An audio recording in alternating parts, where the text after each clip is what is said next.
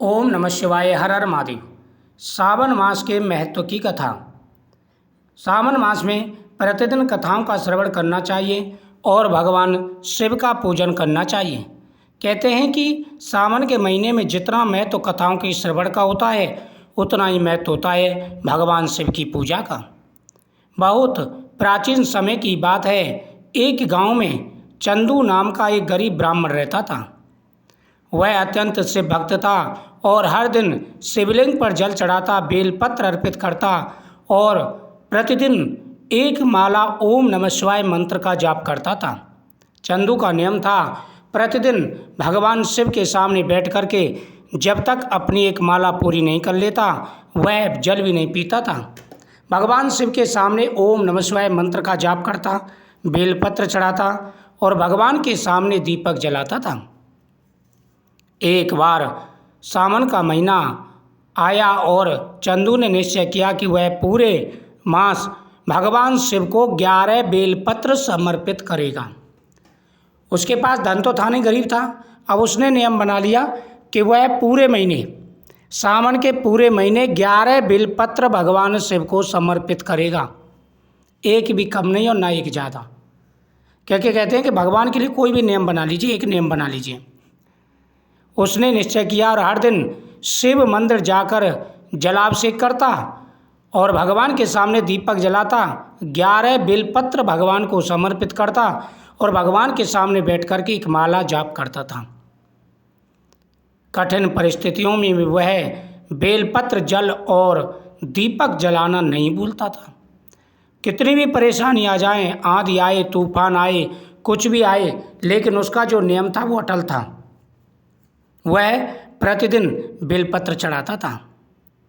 एक बार भगवान ने उसकी परीक्षा लेने की सोची। भगवान ने सोचा कि यह मेरा इतना बड़ा भक्त है, मुझे भक्ति की परीक्षा लेनी चाहिए। वह एक दिन बेलपत्र जल लेकर के जंगल के रास्ते से जा रहा था।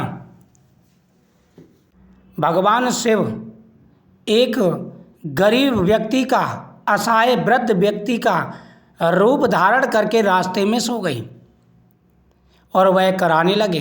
दर्द के मारे बोले, अरे भाई मेरी कोई सहायता कर दो, मेरी कोई सहायता कर दो, मेरी कोई सहायता कर दो। इस प्रकार से चिल्ला रहा था। वह ब्राह्मण वहीं से होकर के जा रहा था। ब्राह्मण ने कहा कि भाई तुम्हें क्या कष्ट है? उसने कहा कि मैं काफ़ी समय से प्यासा हूँ और मुझे प्यास और भूख दोनों लग रही हैं। अब मैं क्या करूँ, क्या खाऊं? मैं बड़ा परेशान हूं और मैं असमर्थ हूं, मैं कुछ ला कर के नहीं खा सकता। दूर दूर तक यहाँ पर कोई तालाब नज़र नहीं आता, कोई कुआं तालाब नहीं आता, कोई कुआं तालाब नज़र नहीं आता जिससे मैं जल लेकर के पी सकूं। ब्राह्मण के हाथ में जल का लोटा था, 2 फल थे और 11 बेलपत्र थे। ब्राह्मण ने कहा कि हे महाराज, आप परेशान ना हों, मैं ये जल भगवान शिव को चढ़ाने के लिए लेके जा रहा हूँ, लेकिन कोई बात नहीं है, भगवान शिव मेरी इस पूजा को भी स्वीकार करेंगे। मैं वापस जाऊँगा, दोबारा से जल लेकर के आऊँगा, लेकिन आपको प्यासा नहीं छोड़ूंगा। उसने उस वृद्ध को अपना लोटे का जल पिला दिया और अपने 2 फल खिला दिए। उसने कहा कि मुझे अभी भूख लगी है। उसने कहा मेरे पास तो कुछ नहीं है। उसने कहा कि तुम्हारे पास जो बेलपत्र है यही मुझे दे दो। उसने उससे लेकर के, ब्राह्मण से लेकर के बेलपत्र भी खा लिए, जल पी लिया, फल खा लिए, बेलपत्र खा लिए। उसने कहा कि हे ब्राह्मण, तुम भगवान शिव की पूजा के लिए जा रहे थे, लेकिन मैंने तो पूजा की सारी सामग्री खा ली, अब क्या करोगे? उन्होंने कहा कोई बात नहीं है, मेरे पास पुष्प बचे हैं, भगवान को पुष्प चढ़ा दूंगा, बेलपत्र दोबारा से ले जा कर के चढ़ा दूंगा, लेकिन आपके प्राण तो बच गए।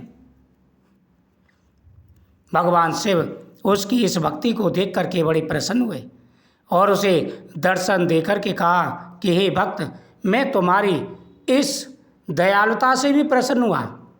भक्ति तो तुम्हारे अंदर सच्ची है ही, लेकिन तुमने जो ये दयालुता दिखाई है इसके लिए मैं बड़ा प्रसन्न हूँ। अब तुम कभी गरीब नहीं रहोगे और अंत में तुम्हें शिवलोक की प्राप्ति होगी। जो भी सच्चे मन से भगवान शिव की पूजा करते हैं उनके हर मनोरथ पूरे हो जाते हैं। ओम नमः शिवाय। हर हर महादेव।